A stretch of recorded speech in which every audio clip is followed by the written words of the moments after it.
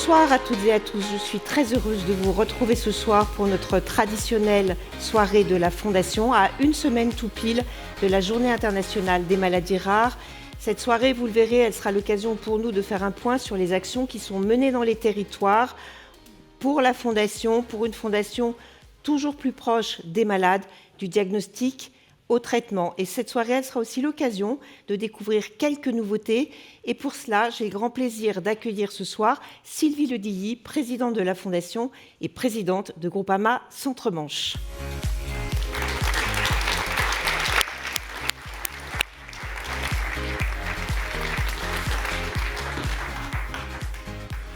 Sylvie, bonsoir. Bonsoir Sophie. Donc, bonsoir à toutes et à tous.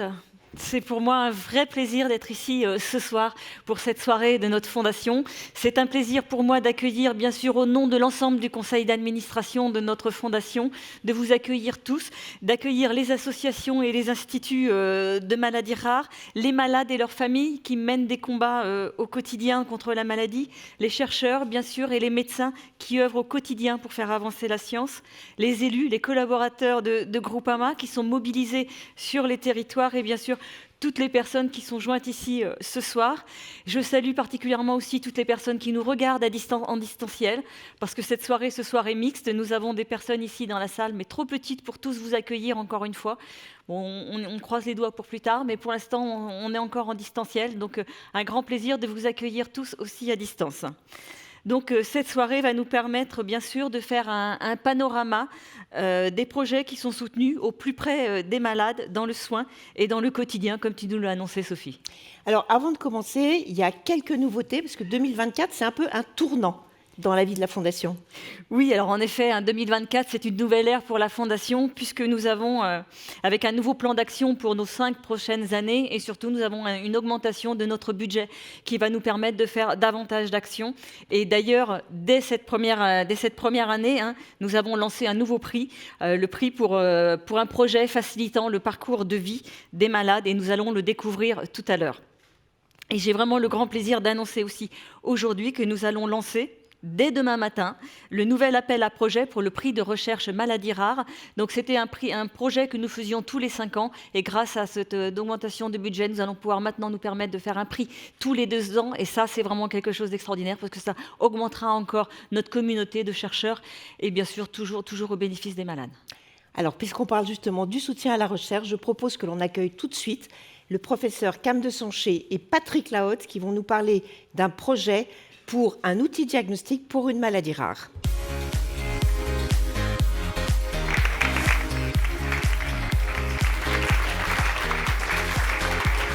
Messieurs, bonsoir. Alors, professeur, je vous laisse vous asseoir. Vous êtes chef de service de neurologie, vous êtes également chef du pôle médecine spécialisé au CHU de Saint-Étienne et vous êtes soutenu pour un projet sur les neuropathies périphériques dysimmunes. Alors, peut-être avant toute chose, nous expliquer ce que sont ces neuropathies périphériques dysimmunes et surtout ce que ça signifie pour les gens qui en souffrent. Bonsoir à tous. Donc effectivement, certains patients sont atteints de neuropathie qu'on suspecte d'être dysimmunes. Les neuropathies, c'est en fait des maladies où il y a une atteinte des nerfs au sens câble électrique dans les bras, dans les jambes. Et ces patients peuvent avoir des douleurs, des troubles de la sensibilité, des troubles de la marche, des troubles de l'équilibre. On suspecte qu'un bon nombre de ces neuropathies soient d'origine dysimmune, auto-immune. L'immunité, elle est là pour vous défendre contre un agresseur extérieur. Et puis parfois, de façon aberrante, elle va cibler des structures du corps en les prenant comme des ennemis. Et cette réaction immunitaire anormale va se retourner contre tissu et en l'occurrence parfois le nerf. Et donc c'est assez important de mettre en évidence des biomarqueurs permettant de dire que quand cette anomalie biologique est présente, on a bien une neuropathie d'origine dysimmune. D'accord. Donc vous travaillez sur l'identification de biomarqueurs antigéniques pour, on croise les doigts, parvenir à un diagnostic. Quand est-ce que vous pensez avoir les premiers résultats ? Alors, en toute humilité, des résultats, on en a déjà, puisqu'on a un mode de recherche qui est déjà rodé, qui a permis d'identifier 2 biomarqueurs de neuropathie dysimmune. Et l'idée, avec le soutien de Groupama, c'est d'aller encore plus loin, d'identifier d'autres biomarqueurs. Et pour ça, on travaille à partir de sérums de patients qui viennent de la région Auvergne-Rhône-Alpes, mais aussi de France et de différents pays d'Europe. Quand on a le sérum d'un patient, on a aussi les caractéristiques cliniques de sa neuropathie. Ça permet de faire un lien entre telle neuropathie et tel anticorps. Si on arrive à faire la preuve de cette dysimmunité, ça permet alors de faire des propositions thérapeutiques. Ces traitements sont des traitements immunomodulateurs, immunosuppresseurs. Donc, ce n'est pas des traitements dénués de risque. Donc, il faut avoir des arguments solides pour les mettre en place. Mais en revanche, ça va être une avancée majeure pour les personnes qui souffrent de ces neuropathies. Alors, ces neuropathies, souvent le diagnostic n'est pas porté ou le mécanisme n'est pas identifié. Donc, effectivement, c'est des patients qui sont un peu dans l'errance avec des symptômes du handicap qui s'installe et une absence de traitement. Donc, on espère qu'à travers cette recherche, on pourra aller plus vite vers des thérapeutiques pour tous ces patients. Merci. Donc, Patrick Lahotte, vous êtes président, enfin tu es président, parce qu'on se connaît quand même assez bien. On peut se tutoyer. On peut se tutoyer, je pense. Donc, tu es président de Groupama Rhône-Alpes-Auvergne. Là, on vient d'entendre le professeur Kant-Sanché présenter son projet d'outil diagnostic, un projet qui porte beaucoup d'espoir, on le voit. Et je sais que sur ta caisse régionale, vous êtes également partenaire de nombreux autres projets de recherche. C'est un engagement qui est important pour vous. Oui, bonsoir à toutes et à tous. C'est effectivement un engagement très important. D'abord parce qu'on est assez peu nombreux à s'investir sur le domaine des maladies rares, à accompagner la recherche, à accompagner les malades. Et ça, c'est vrai qu'on le fait depuis un certain nombre d'années maintenant. Et vous dire aussi que la Fondation est un des rares acteurs privés, la Fondation Groupama, à s'investir aussi sur ce sujet. Après, sur le périmètre de la caisse régionale, sur Groupama Rhône-Alpes-Auvergne, on est un bassin de population assez important, puisqu'on compte pas moins de 4 métropoles sur lesquelles sont installer des CHU, bien évidemment. Et ça fait maintenant une vingtaine d'années qu'on accompagne des projets avec les centres hospitaliers. C'est devenu d'habitude, mais c'est quelque chose d'important sur le périmètre de notre région. Et puis, il y a eu une grande opération aussi que j'aimerais que tu parles, parce qu'on y a participé. Sophie et moi, on était présents sur place pour voir cette opération. Et là, je voudrais parler du Groupamaton que vous avez organisé en 2022. Tu peux nous en dire un mot ? Oui, bien sûr. C'était un événement important pour la caisse régionale, puisque à l'occasion d'un congrès régional, au Groupama Stadium, nous avons organisé un concert solidaire avec pas moins de 40 000 personnes, en grande partie des sociétaires. Et on a effectivement fait une collecte de 350 000 euros qui ont pu bénéficier à quatre programmes de recherche pour les CHU. Avec le CHU de Saint-Étienne, je suis très heureux d'avoir le professeur à mes côtés parce qu'avec beaucoup de simplicité et d'humilité, il explique des choses dont on est incapable, nous, à notre niveau, d'expliquer. Et c'est avec beaucoup de fierté qu'on vous accompagne aussi sur ce programme de recherche. Il y a également eu un accompagnement sur le CHU de Clermont-Ferrand, sur le syndrome de Cushing. Et également un programme avec le CHU de Grenoble sur des travaux de déficience intellectuelle chez les enfants. Et également le CHU de Lyon autour du BEPAN. Alors le BEPAN, je salue la présidente parce que je sais qu'elle nous regarde. Mais c'est un lien particulier parce que ça a commencé avec les maladies rares et ça continue avec un programme de recherche sur le CHU et c'est important. Et puis, en parallèle de ces 4 programmes de recherche, on a participé aussi à l'achat d'un matériel pour un outil vraiment spécifique pour l'hôpital mère-enfant de Lyon. Quelque chose d'assez exceptionnel qui permet des interventions in utero sur les fœtus. Et ça c'est une vraie fierté pour nous d'accompagner aussi ce type d'investissement. Mais je pense qu'au-delà finalement de ces accompagnements financiers, je pense que c'est de mettre aussi en exergue et en évidence tout le besoin qu'il y a sur les maladies rares, tout le besoin qu'il y a sur la recherche. Et donc c'est une vraie fierté aussi d'accompagner ça parce que la santé, c'est quelque chose d'important aussi pour l'assureur que nous sommes. Ça fait partie effectivement intégrante de notre activité. Et on dit qu'on est préventeur avant d'être assureur. C'est important aussi d'accompagner les chercheurs et d'accompagner aussi les familles et d'accompagner les malades. Donc c'est quelque chose qui va durer parce que voilà, quand on s'inscrit aussi dans la durée.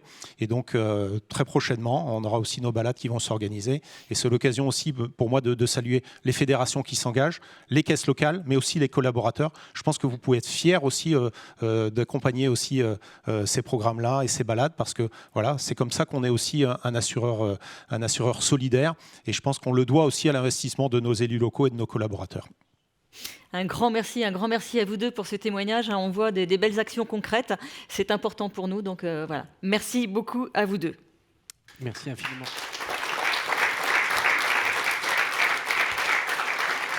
Et comme vous pouvez le voir, les liens forts se tissent dans nos régions avec les équipes de recherche et avec les associations. Et ça, c'est vraiment très important pour nous.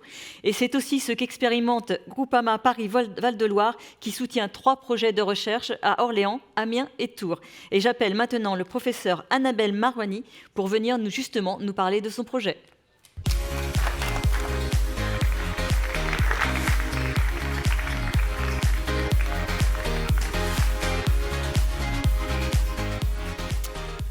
Bonsoir, professeur. Bonsoir. Bonsoir Annabelle.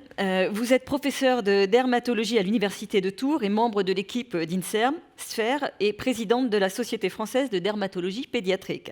Donc nous allons faire un point sur une étude de suivi que vous menez actuellement pour les personnes souffrant de malformations lymphatiques cutanées. Mais avant toute chose, il nous a semblé important que vous nous expliquiez en quelques mots ce que cela veut dire souffrir de malformations lymphatiques, j'avais peur de le cutanées. Alors, les malformations lymphatiques kystiques cutanées font partie de la grande famille des malformations vasculaires et étaient autrefois appelées lymphangiomes. Alors, ce sont des affections qui sont chroniques, ça veut dire qu'on ne s'en débarrasse pas de façon définitive, hélas, qui sont présentes dès la naissance, même si elles ne sont pas forcément apparentes à la naissance, elles peuvent devenir apparentes plus tard, et elles se manifestent sous la forme de kystes de plus ou moins grande taille, comme on le voit là, et qui sont remplis de lymphe et qui peuvent couler, suinter, saigner, être douloureux et altérer considérablement la qualité de vie des personnes qui en sont atteintes. Ce sont des affections rares et mal connues. Alors, vous aviez fait le constat il y a quelque temps que des patients souffrant de ces malformations lymphatiques kystiques pouvaient utiliser une crème qui est validée pour une autre pathologie et que ça semblait avoir une bonne efficacité sur eux. Vous avez d'ailleurs monté un projet multicentrique national pour tester cette crème et ce projet avait été financé par le ministère de la Santé. Oui, tout à fait. Il est important de savoir que ce n'est pas parce qu'un traitement est efficace sur une toute petite série de patients qu'il est efficace vraiment à plus large échelle.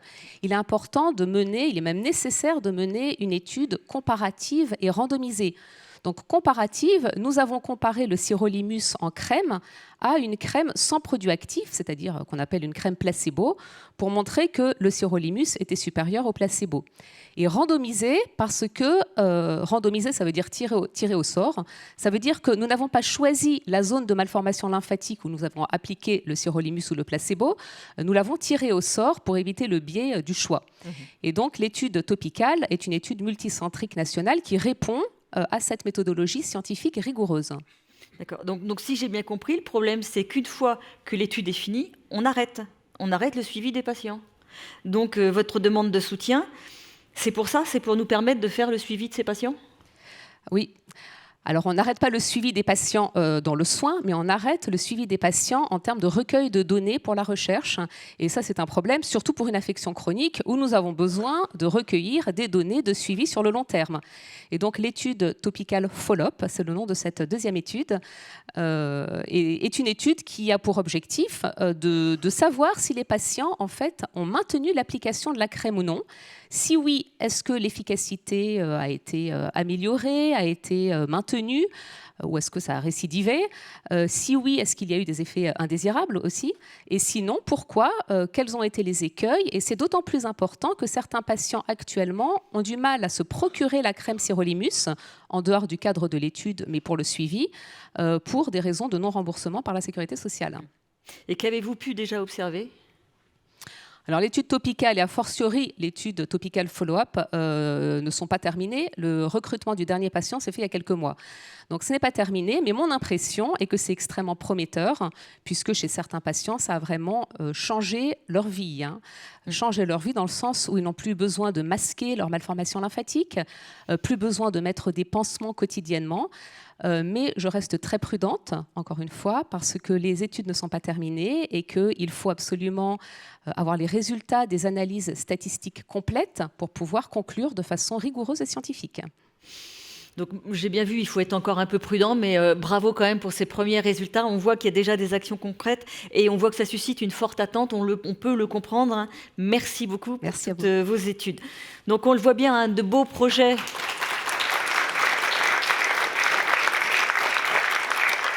Donc nous avons déjà plein de beaux projets avec des réalisations concrètes.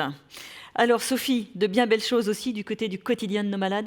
Oui, absolument, Présidente. Et pour commencer cette séquence, je vous propose d'accueillir tout de suite Carole Betsch et Valérie Pailleux qui vont nous rejoindre. Carole Betsch, qui est la directrice de l'Association française des hémophiles, et Valérie Pailleux, qui est la directrice épargne retraite individuelle de Groupama Genvi.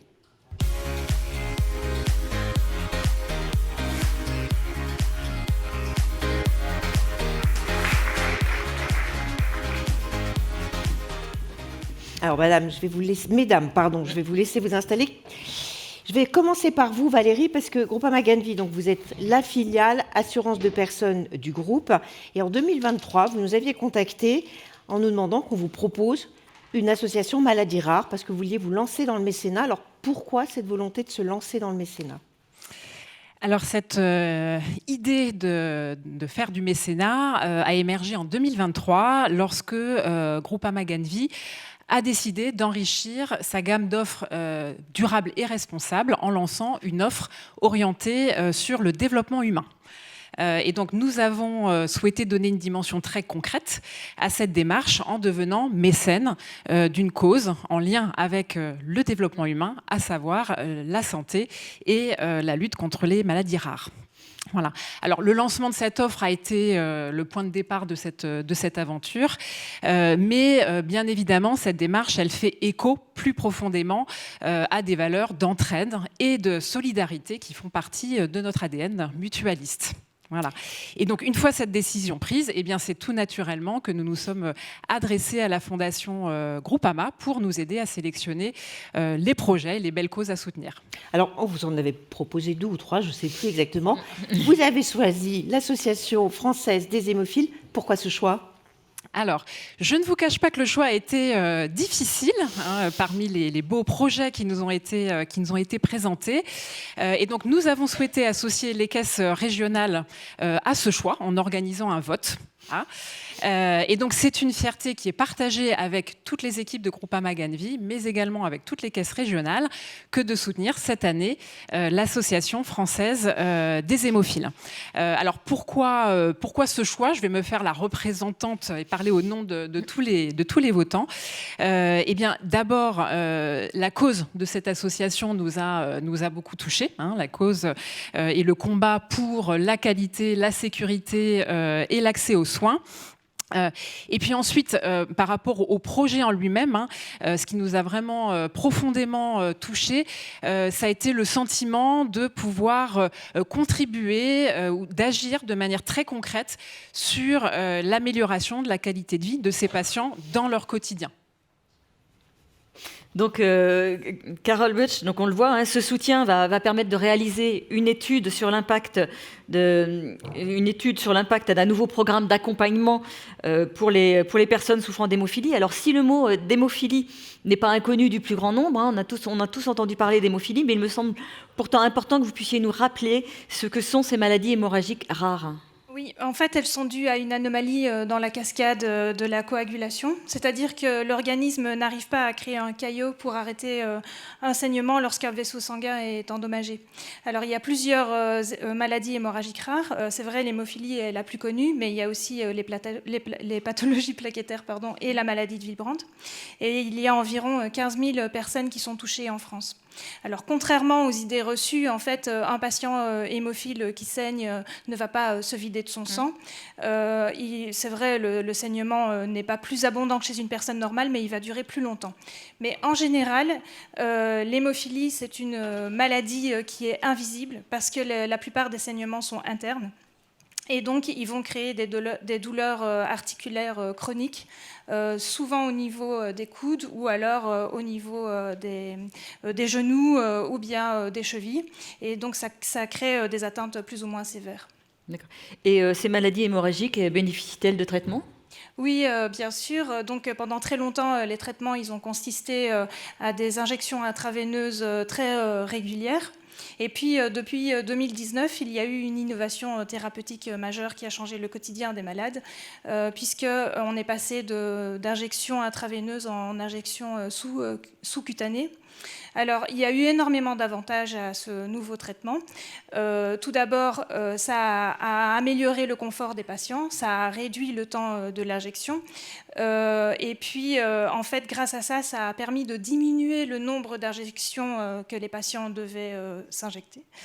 Donc, ils ont pu passer, par exemple, de plusieurs injections par semaine à une toutes les 4 semaines.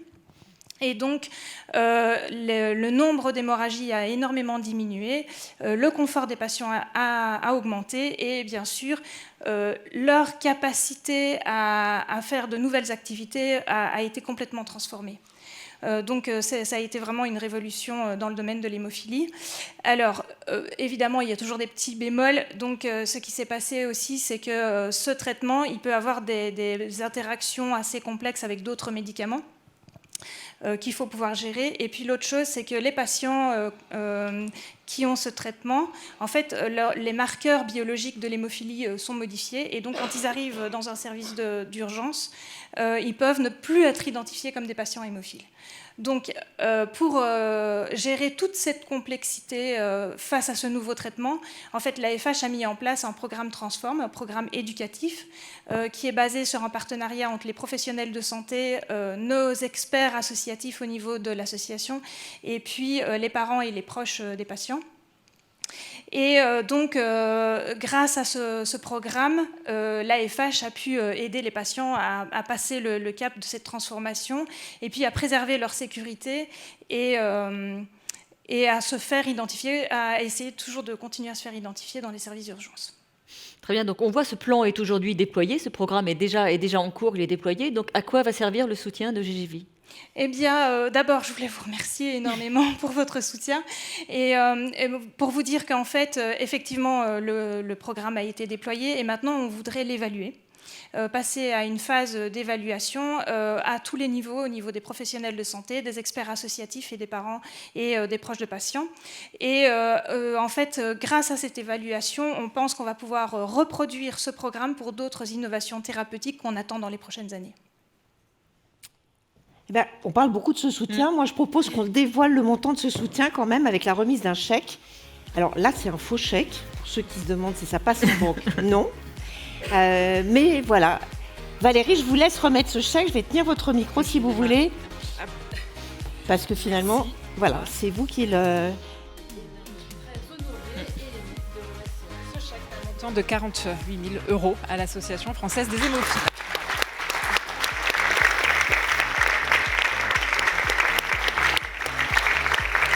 Vous pouvez repartir avec si vous le souhaitez. En tout cas, bravo à toutes les deux. Merci pour cet engagement au service du quotidien. Nous savons que ce quotidien est souvent très très compliqué. Et d'ailleurs, pour l'illustrer tout de suite, j'appelle Manon Dallard et Christophe Thomas.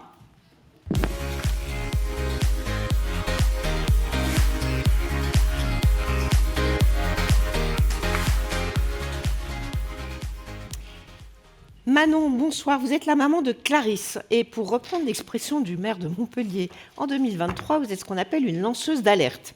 Alors pourquoi lanceuse d'alerte ? Parce que vous avez œuvré avec beaucoup d'énergie pour la création d'une maison des parents à Montpellier. Est-ce que vous pouvez nous expliquer ce qui vous a conduit finalement à cette démarche ? Tout à fait. Donc ma fille est née à Montpellier, à 2 heures de chez nous, de notre domicile, parce que pendant ma grossesse, il y avait un doute sur sa possible pathologie. Donc j'ai accouché dans une maternité de niveau 3. Et après mon accouchement, on s'est retrouvés un petit peu dépourvus, puisqu'après 5 jours en maternité, on a dû quitter le service et être logés dans une association pendant 14 jours à peu près. Et ensuite, on a dû louer un appartement étudiant pour pouvoir rester à proximité de notre fille qui était en réanimation et dans lequel on ne peut pas loger. Donc, on a loué un appartement étudiant et puis ensuite, on a fait comme on a pu pour justement subvenir à nos besoins parce que malheureusement, ça coûte extrêmement cher. Donc, il a fallu faire beaucoup de sacrifices pour pouvoir rester à ses côtés. D'accord. Et c'est là que vous prenez... Et c'est là donc vous prenez la décision de vous battre pour que soit construite cette maison des parents. Tout à fait.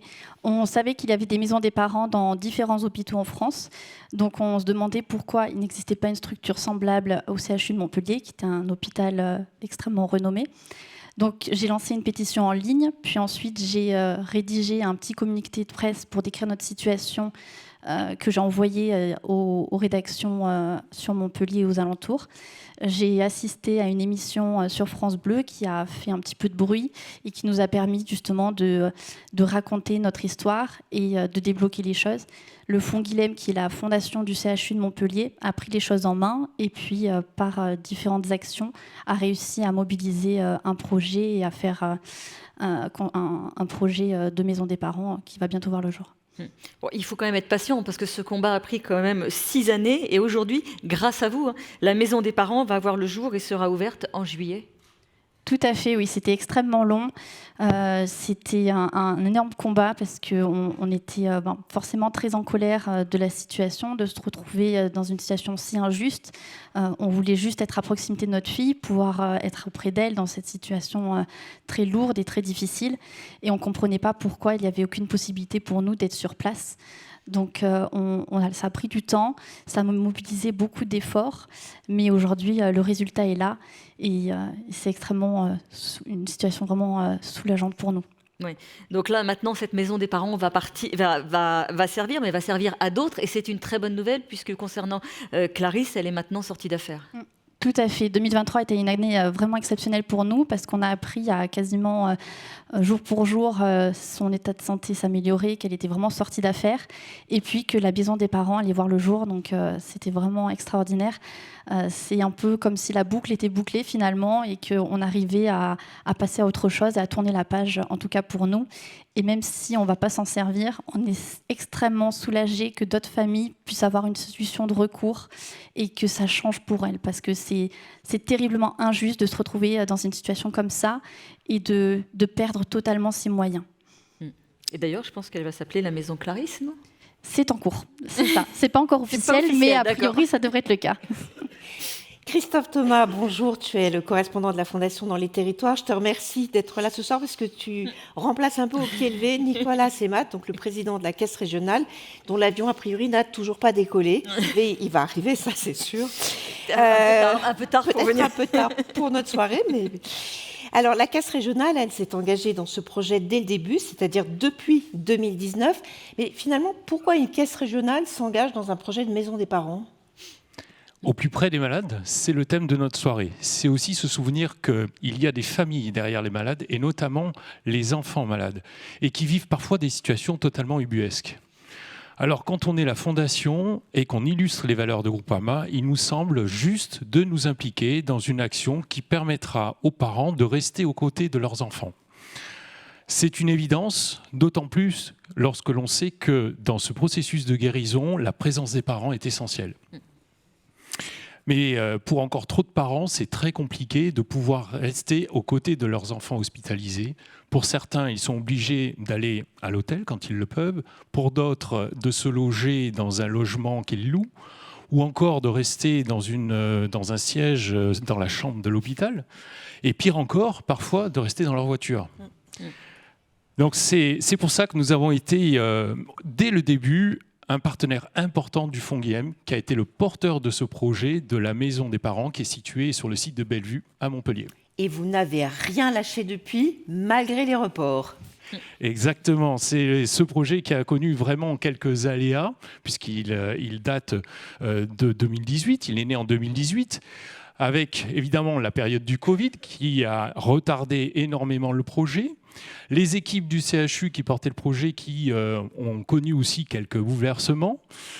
En fin de compte, ce projet se finalise aujourd'hui sur un site existant, avec un MAS qui existe, avec des travaux qui sont en train de se finaliser. Des travaux qui progressent vite, bien sûr. Et comme l'allemand de Clarisse nous le disait, nous n'avons rien lâché, nous non plus. Et aujourd'hui, cette maison est sur le point d'ouvrir. Alors, c'est une très bonne nouvelle pour les parents, mais aussi pour les enfants qui vont pouvoir enfin en bénéficier.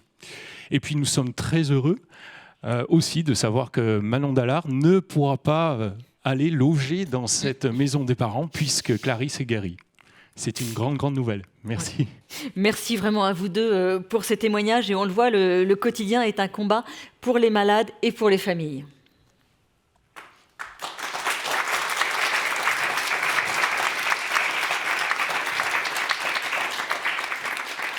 Et je vous propose maintenant de voir une autre initiative portée par Laura Cobigo. À l'arrivée d'un enfant, votre quotidien bascule. À la naissance de Malo, c'est un nouveau monde que nous avons découvert. Pas moins beau que celui que nous connaissions jusque-là, juste un monde différent où il faut s'habituer à la hardiesse de ses chemins. Malo est atteint d'une maladie rare, le syndrome AUTS2, couplé à une autre bizarrerie génétique. C'est un petit garçon plein de vie, avec un courage incroyable. Malo ne parle pas, mais il sait communiquer avec nous. Il s'alimente différemment, refusant les aliments les uns après les autres. Mais il croque la vie à pleines dents. Il souffre d'un polyhandicap qui le rend totalement dépendant de nous pour tous les actes du quotidien. Toujours de bonne humeur, Malo a une volonté de faire, ce qui l'aide à avancer toujours plus loin. Tout ce que Malo sait faire aujourd'hui, il a dû l'apprendre, geste après geste, pas après pas, sans jamais se décourager. Après les premières années en inclusion à l'école, mon mari et moi-même, tous deux professeurs des écoles, avons pris conscience de la tâche complexe et des nombreuses problématiques liées à la scolarisation et au processus d'apprentissage chez les enfants polyhandicapés en France. Nous devions faire quelque chose pour notre fils, ainsi que pour les autres enfants en situation de polyhandicap qui méritent une vie à la mesure du bonheur qu'ils nous apportent.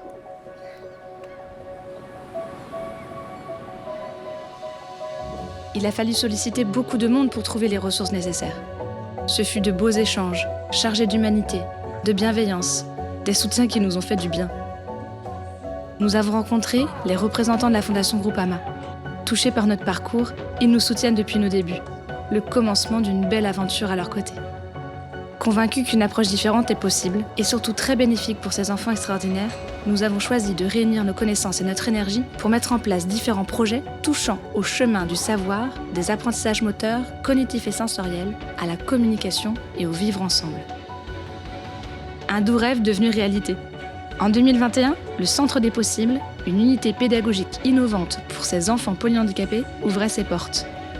Aujourd'hui, notre unité accueille 10 enfants à l'année et une vingtaine en stage venant de toute la France.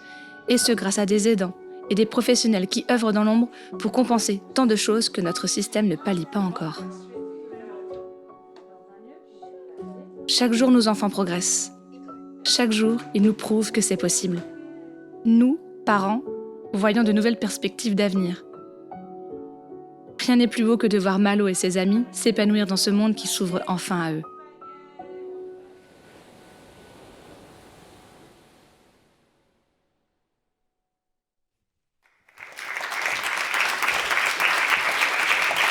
Alors, je vous propose justement d'accueillir la maman de Malo, Laura Cobigo. Allez-y, Laura.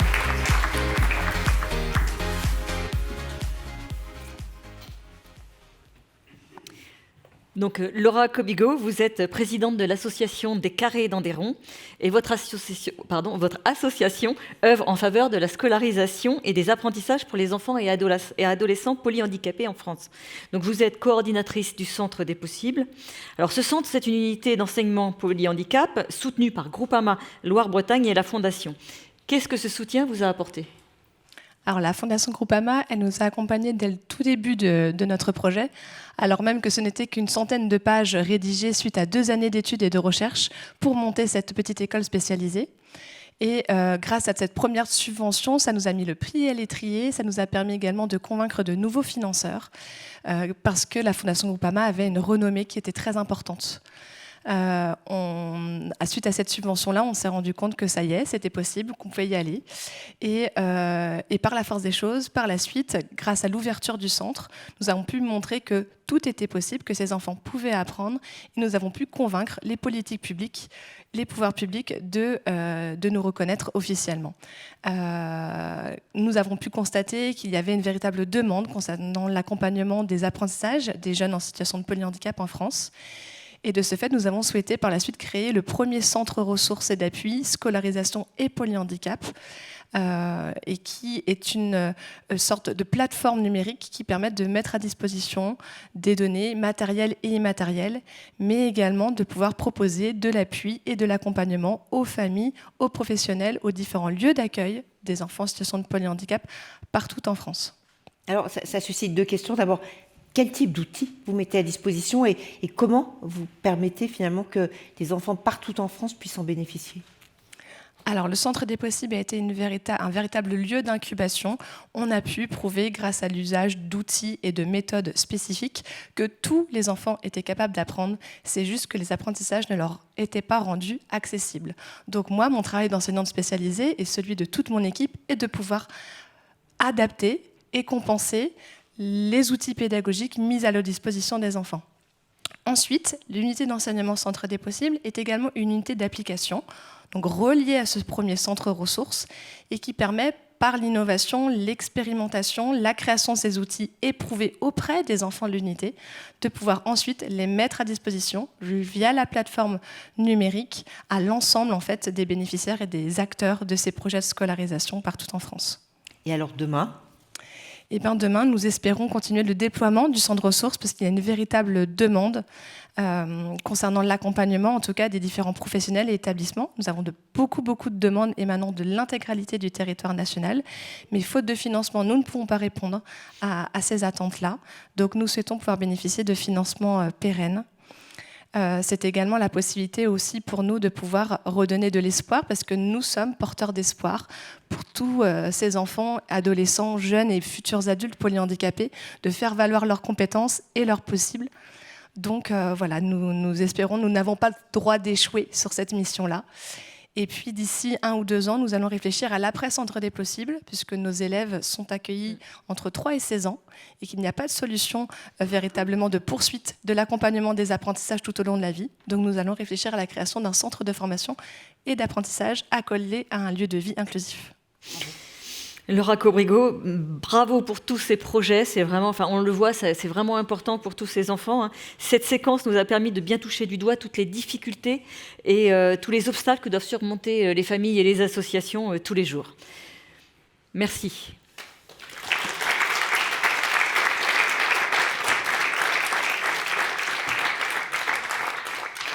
Et pour les accompagner, nous avons Alliance Maladies Rares également, qui est un collectif d'associations maladies rares et qui multiplie les actions. Et pour en parler, j'ai le plaisir d'appeler parmi nous Cécile Fougeol-Gossot.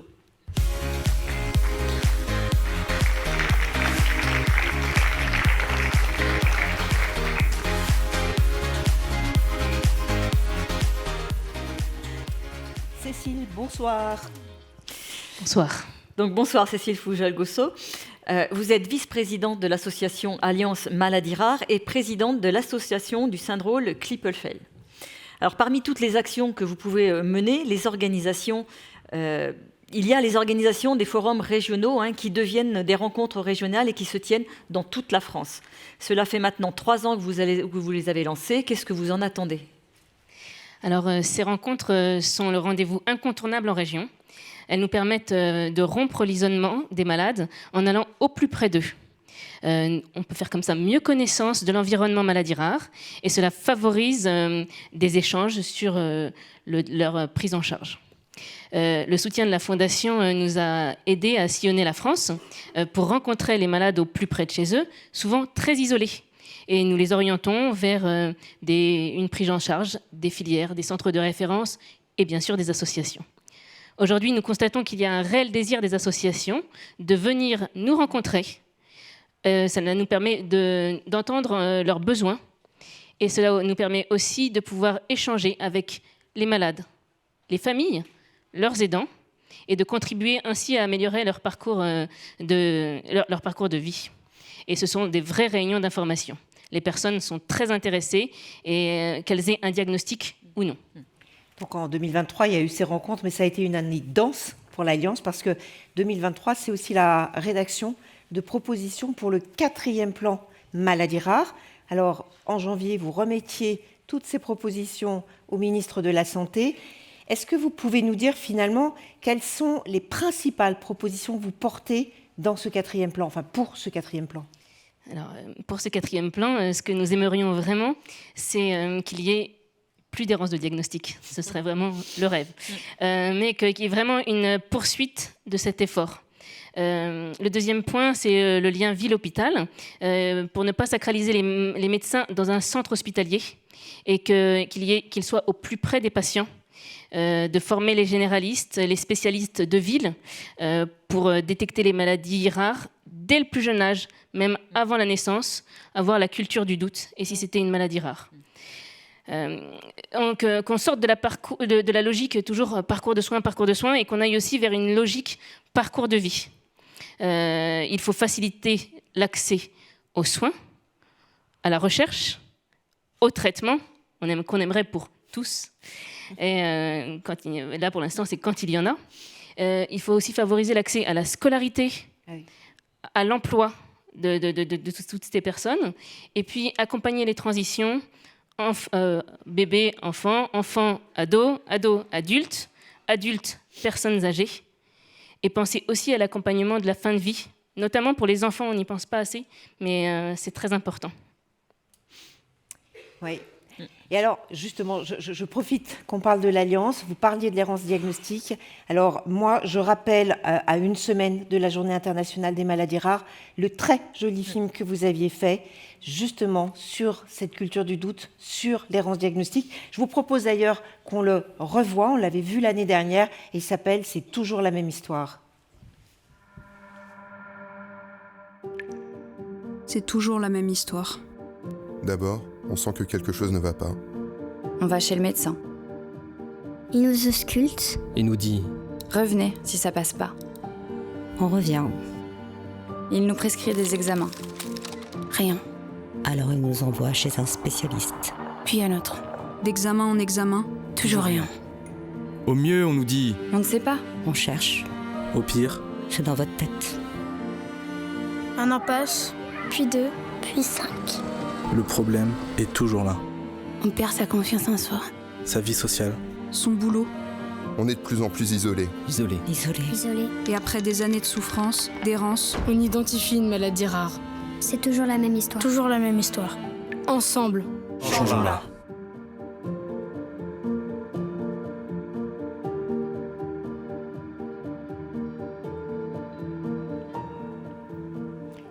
Alors, pour nous aider à changer justement cette histoire, je vous propose de tous relayer ce film sur vos réseaux sociaux.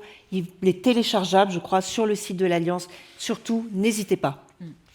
Oui, c'est un film dans lequel un certain nombre se retrouveront. C'est un très beau film, il est court, il est facile à partager et surtout, n'hésitez pas. Donc, merci beaucoup Cécile Foujol-Gossot pour votre témoignage.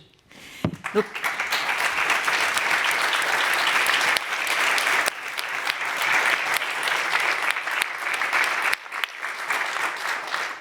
alors, nos actions dans les territoires participent aussi à favoriser l'autonomie des personnes souffrant de maladies rares. Et pour illustrer ce point, j'appelle le docteur Christelle Sordet et Leila Hartmann à me rejoindre.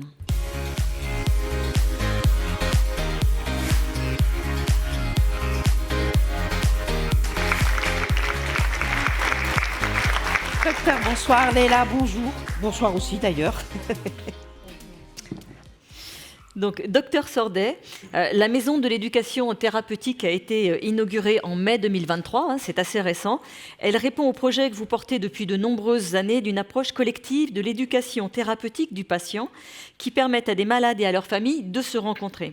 Alors, quel est le premier bilan que vous pouvez faire après ces quelques mois de fonctionnement de ce nouveau lieu ? Eh bien, bilan très positif, puisque effectivement, la maison a été inaugurée en mai. Nous avons déjà ouvert les portes un petit peu aux équipes dès le lendemain de l'inauguration, et puis nous avons vraiment pu ouvrir au public à partir de septembre. Donc, de nombreux professionnels s'en sont saisis, de nombreux publics ont été accueillis, les enfants, des adultes, les accompagnants des enfants ou des adultes. Les différentes salles ont été réservées, la salle, la cuisine thérapeutique, les salles de réunion, mais également la salle d'activité physique. Et même, on a un petit salon qui nous permet d'avoir des approches psychocorporelles individuelles ou éventuellement des entretiens individuels. Et pardon, c'est moi qui dois poser la question suivante et j'étais lancée. Et quels sont vos objectifs? Vous pensez avoir combien de personnes quand vous serez en période normale? Alors, en période normale, ce qu'il faut savoir un petit peu au CHU à Strasbourg, on a 52 programmes d'éducation thérapeutique, 18 dans les maladies rares. Actuellement, on a plus de 10 000 séances d'éducation thérapeutique. On en a aux alentours de 700 à 800 en collectif. Alors, l'idée, c'est bien sûr de multiplier, de doubler ces séances collectives qui nous permettront d'accueillir plus de patients, de pouvoir faire vraiment bénéficier faire bénéficier les patients d'éducation thérapeutique et notamment dans les maladies rares. Ça, c'est vraiment notre vœu. Donc, pourquoi pas doubler, avoir 1000, 2000 séances d'éducation collective pour que ce lieu puisse ouvrir. Pour le moment, il ouvre 5 jours sur 7, mais l'idée, c'est qu'il ouvre en soirée. Parce que quand les gens travaillent, il faut pouvoir aussi s'adapter à leur rythme de travail. Et pourquoi pas le week-end? On a déjà des activités le week-end, notamment dans des maladies rares neurologiques, où on a des ateliers de dansothérapie, par exemple. Donc c'est déjà une première chose, mais j'espère que ça va pouvoir s'amplifier. Et donc, si je comprends bien, votre concept qui crée des envies. Et oui, c'était ça aussi le but. C'était ça aussi le but, parce que donc, pour le moment, effectivement, les hôpitaux de la région d'Alsace, comme Colmar-Mulhouse, sont venus la visiter. Nous avons eu dernièrement la visite de l'hôpital de Metz. Les hôpitaux parisiens vont venir visiter, puisqu'ils ont des projets de construction et ils aimeraient intégrer une maison d'éducation thérapeutique. Et j'ose dire, même la Suisse, puisqu'on a la visite de la direction de l'hôpital de Neuchâtel, puisqu'ils construisent un nouvel hôpital et ils aimeraient développer cette maison d'éducation thérapeutique, en créer une. Donc j'espère que ce modèle pourra s'expatrier ailleurs en France. Fantastique. Merci beaucoup, docteur.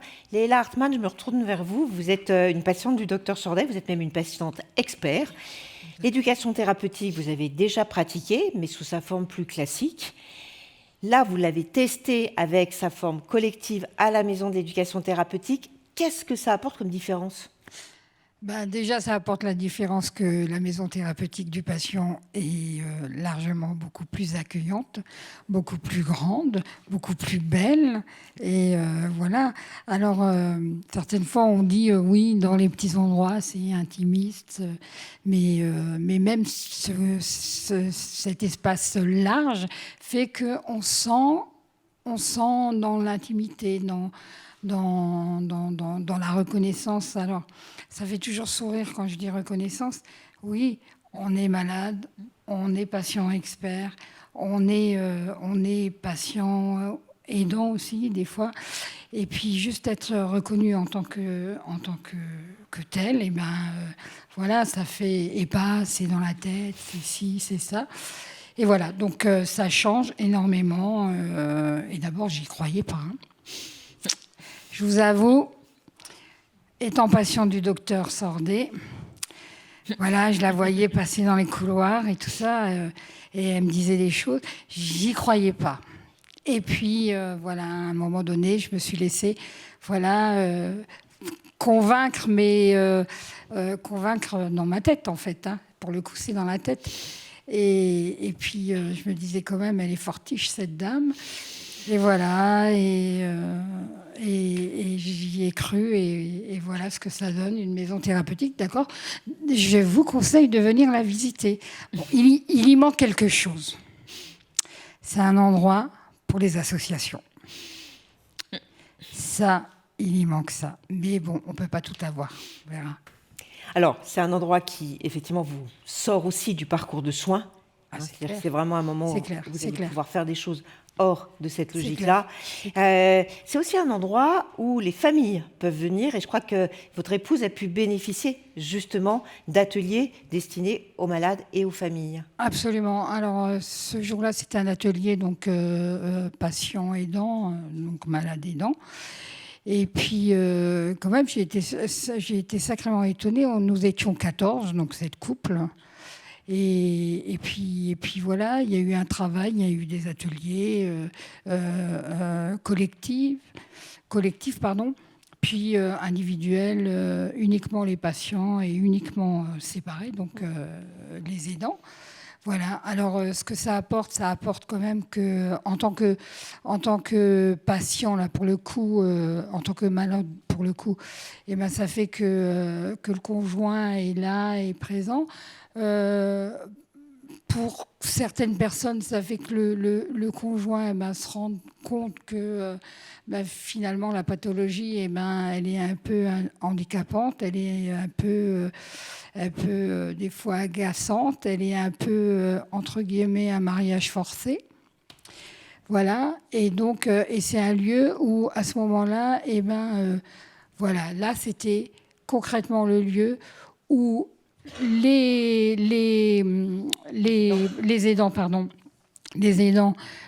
ont comme ça une notion de découverte de la maladie par le médecin qui parlait de la maladie, un échange avec les autres conjoints, avec les autres malades, et entre malades aussi, une découverte de personnes qui habitent juste près de chez nous, et au final qu'on découvre en fait. Et puis après, ça crée des liens. Voilà, ça crée pas toujours des liens, mais là, ça crée des liens. Voilà. Merci beaucoup pour vos beaux témoignages.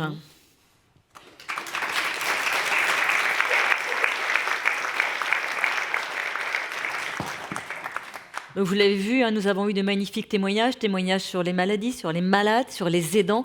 Tout ça, c'est extrêmement important pour nous. Et nous arrivons maintenant à un moment phare aussi de notre soirée qui, là, nous permet de saluer et de soutenir tous les projets innovants, avec notamment la remise du prix à l'innovation sociale.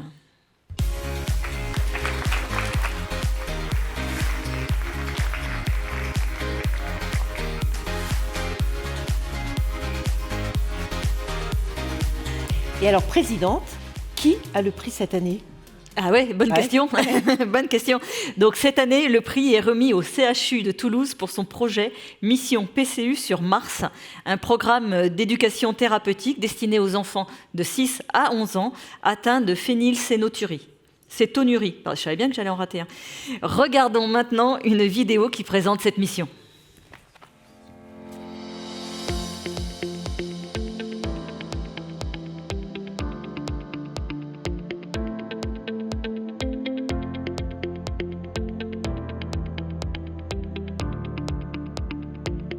La phénylcétonurie, c'est une maladie génétique.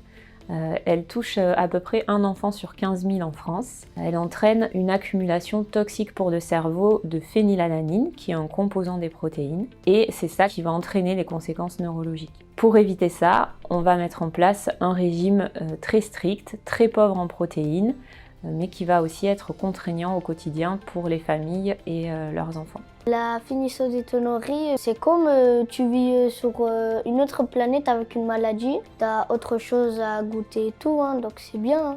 Des fois, on aimerait bien manger comme les autres, mais on a quand même des avantages. Par exemple, si j'avais pas la phénylcétonurie, papa il me mettrait une assiette pleine de petits pois, alors que là, il m'en met un petit peu. Une grosse contrainte de la phénylcétonurie, c'est forcément de devoir cuisiner en permanence. Donc par exemple, tous les matins, on est debout aux aurores pour pouvoir préparer le panier repas pour la cantine de nos enfants, pour qu'ils puissent manger comme tous les enfants avec leurs camarades. On est obligé de prévoir en permanence des produits hypoprotidiques et des mélanges d'acides aminés. Quand on va se promener, quand on veut sortir, quand on veut aller au restaurant, on est obligé de prévoir ce genre de produits. On s'est demandé ce qu'on pouvait faire pour les aider à s'approprier leur régime et à comprendre vraiment son intérêt, pour les aider à devenir acteurs de leur prise en charge au quotidien. Avec l'équipe du CHU de Toulouse, médecins, diététiciens, chefs de projet, infirmières, on a donc décidé de concevoir un programme d'éducation thérapeutique destiné aux enfants âgés de 6 à 11 ans et suivis pour une phénylcétonurie. L'éducation thérapeutique du patient, c'est un processus continu qui vise à aider les patients à gérer au mieux leur maladie. La spécificité de notre éducation thérapeutique PCU sur Mars, c'est d'autonomiser progressivement les enfants à la gestion de leur régime, car c'est quelque chose qui va les suivre à vie, même s'il peut évoluer. Au sein de notre centre de référence des maladies du métabolisme sur Toulouse, nous avons conçu ce programme d'éducation thérapeutique qui a été validé par l'HAS en collaboration avec EduSanté et Stimulab. On voulait proposer un programme différent pour que les enfants s'en sentent acteurs. En référence à la Cité de l'Espace de Toulouse et à Thomas Pesquet, nous avons pensé au thème de l'espace. Aujourd'hui, on est allé sur Mars parce qu'on avait la phénylcétonurie de tonnerie. Moi, j'ai tout aimé les ateliers. C'était incroyable et voilà. Maintenant, je sais comment ça fonctionne. On m'a bien expliqué et voilà. Depuis qu'elle a commencé le programme de TP, Louison a vraiment appris beaucoup de choses sur sa maladie. Elle a appris notamment les mécanismes qui font qu'elle est malade, les mécanismes génétiques et les mécanismes métaboliques qui font que son corps n'arrive pas à éliminer la phénylalanine et du coup les risques que ça engrange si jamais elle ne suit pas son régime.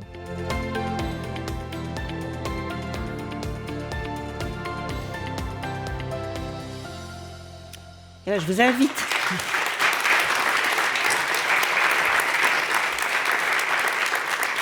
Et je vous propose de continuer à applaudir pour accueillir Magali Gors, qui est la porteuse de ce projet Mission PCU sur Mars.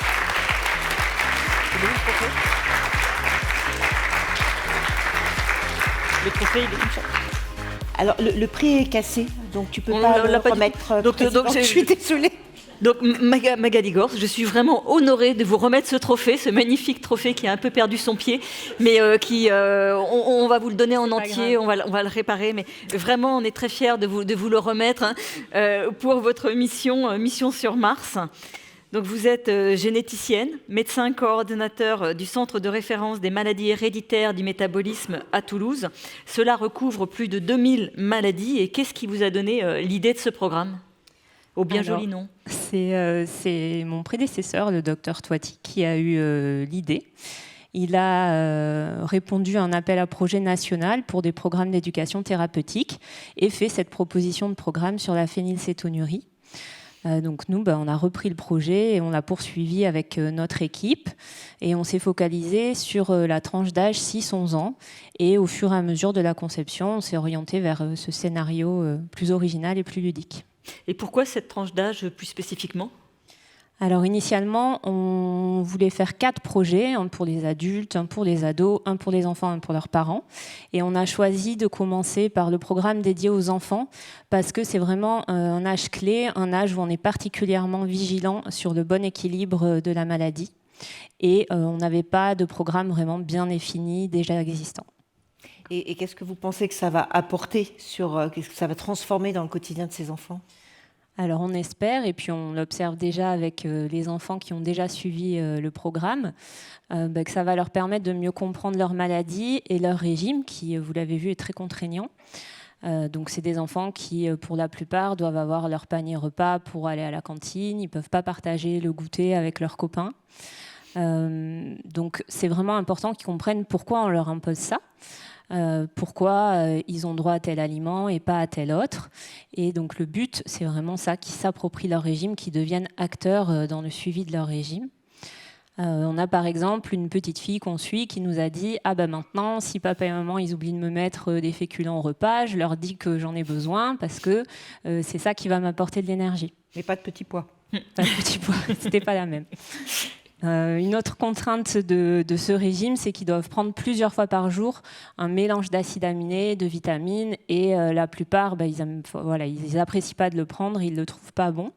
Et là, c'est pareil, certains patients, pas tous, mais certains, nous ont dit que maintenant qu'ils savent ce qu'il y a dedans, pourquoi ils sont obligés de le prendre, c'est plus facile pour eux de gérer ça au quotidien. Donc le but, c'est vraiment que le régime soit moins ressenti comme une contrainte au quotidien pour ces enfants. Et dans le programme, on discute aussi du quotidien des enfants, des sorties scolaires, des goûters d'anniversaire. Et on discute avec eux de quelle façon ils vont pouvoir s'adapter pour que, mis à part leur régime, ils aient la même vie que tous les enfants de leur âge. C'est un super programme. On l'a vu là dans le film, les enfants ont l'air de bien s'amuser. Est-ce que vous allez le partager avec d'autres centres de référence ou de compétences sur la phénylcétonurie ? Oui, l'objectif, bien sûr, c'est de diffuser au maximum le programme. Donc, il a été conçu en lien avec le soutien de la filière G2M, qui est notre filière maladies rares. Et avec leur aide, on souhaite pouvoir proposer le programme pour que les équipes qui le souhaitent se forment et puissent le dispenser pour leurs propres patients. Et nous, on proposera aussi, comme ça existe aussi en version distancielle, de le proposer pour des patients d'autres centres s'ils le souhaitent. Et donc concrètement, à quoi vont vous servir les 20 000 € de ce prix à l'innovation ? Alors justement, à partager le plus possible sur le territoire le programme, donc avec l'aide de la filière, mais aussi avec l'aide de l'association Les Feux Follets, qui est très active et spécialisée donc, pour la phénylcétonurie. Et on souhaiterait aussi pouvoir adapter ce programme pour d'autres maladies encore plus rares que la phénylcétonurie. Par exemple, la tyrosinémie, qui a d'autres symptômes, d'autres complications, mais dont les bases du régime sont les mêmes. Et donc, pour tous ces projets, on a besoin de temps et d'argent. Donc, encore merci pour ce prix. En tout cas, bravo et merci Magali Gors. Présidente, tu l'avais annoncé en introduction, cette année, nous avons lancé aussi un autre prix, qui est le prix du public. Et normalement, il y avait un jingle, mais a priori, merci.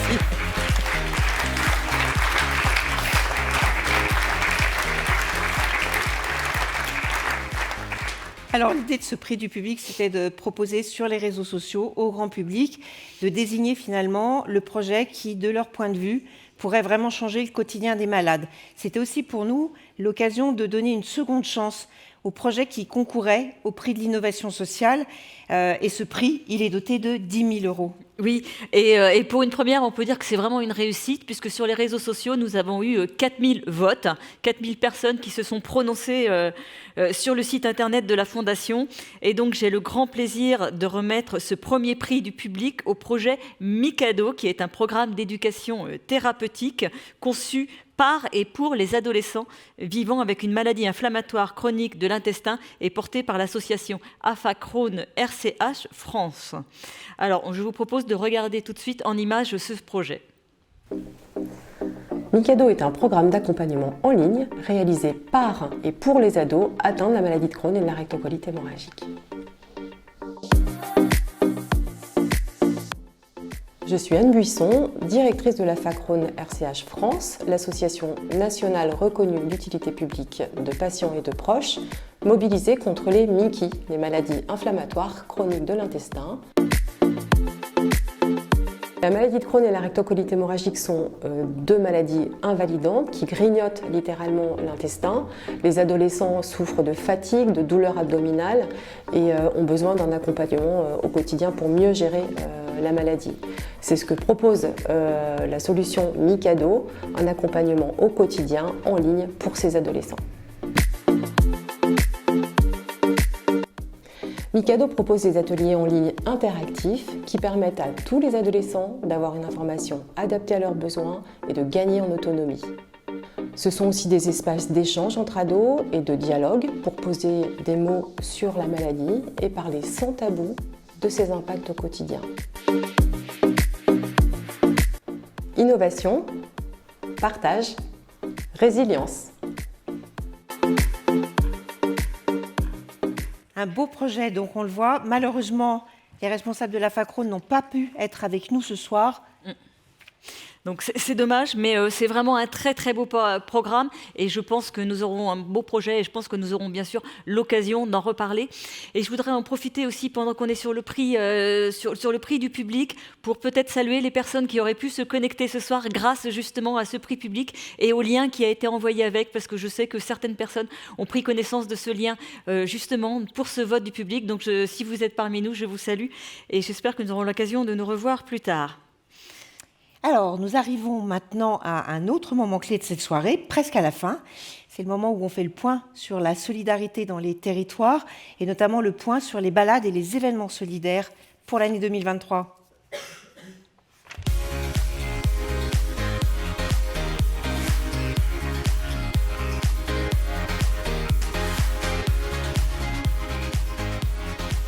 Alors, 2023, belle année.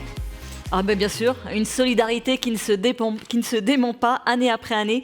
Et là, je vous propose justement de regarder un petit film sur nos balades.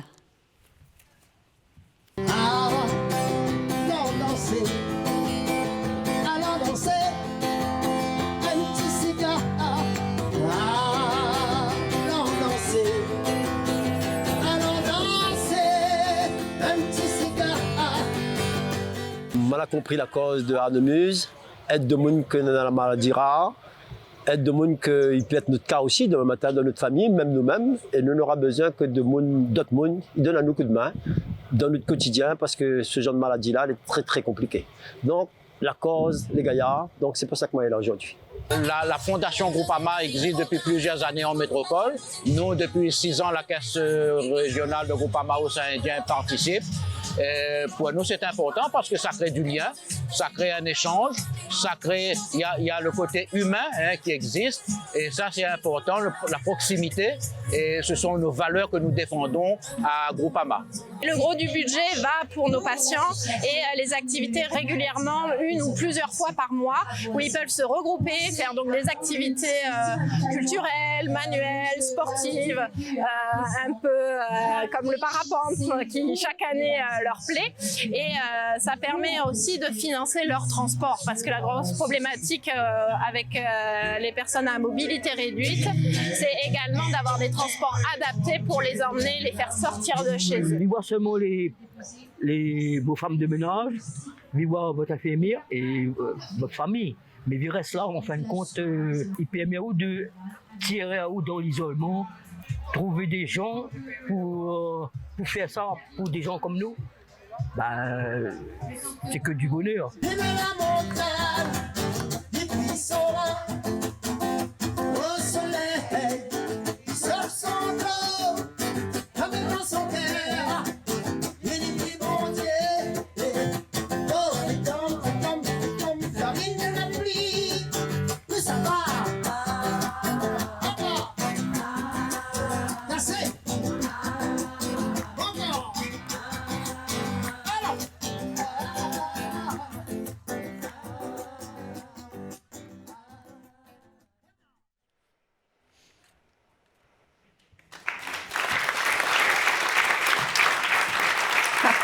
Un film qui nous a fait voyager, puisqu'on est effectivement parti à la Réunion. Moi, j'ai pas tout compris, si ce n'est qu'effectivement, ils sont très solidaires, que c'était une super balade et qu'elle illustre bien l'édition 2023. Oui, non, mais ce qui est sûr, c'est que faire une balade à la Réunion, c'est quand même quelque chose. Ça donne à tous envie d'aller les aider et de les accompagner dans la Réunion.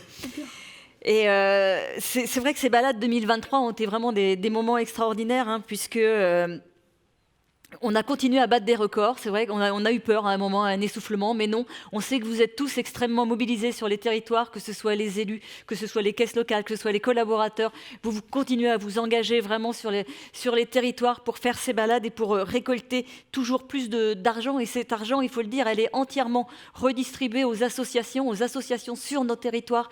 Et on est vraiment là dans notre rôle d'aider nos territoires. Et là, ce sont 420 000 € qui ont été distribués. Et là, vraiment, un grand bravo, un grand merci à vous tous, élus et collaborateurs, et je crois qu'on peut tous vous applaudir.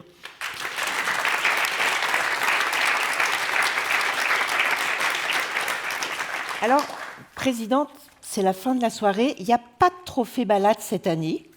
Mais nous, on a voulu quand même faire un petit film pour saluer le travail de ces élus et de ces collaborateurs qui, depuis 10 ans, se mobilisent dans les territoires, parce qu'effectivement, 2023, c'était la 10e année des balades. Voilà, et donc on a voulu, à tous, vous dire merci.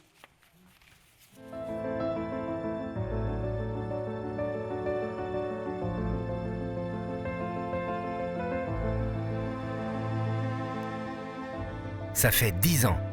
10 ans déjà que vous vous mobilisez pour les associations et les chercheurs avec des balades, des pièces de théâtre, des concerts, des conférences.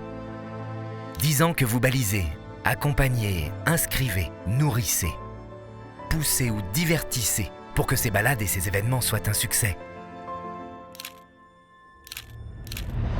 10 ans que, grâce à vous, les associations, les chercheurs reçoivent des chèques, des gros chèques, qui leur permettront de réaliser leurs projets. 10 ans que, grâce à vous, les maladies rares sortent de l'ombre.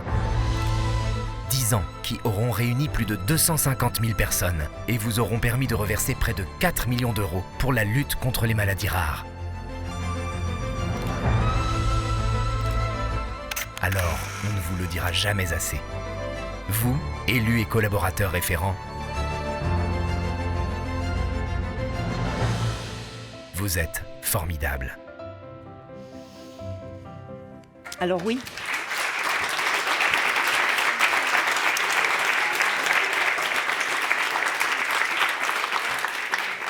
Vous êtes formidables, merci, et je te laisse le mot de la fin.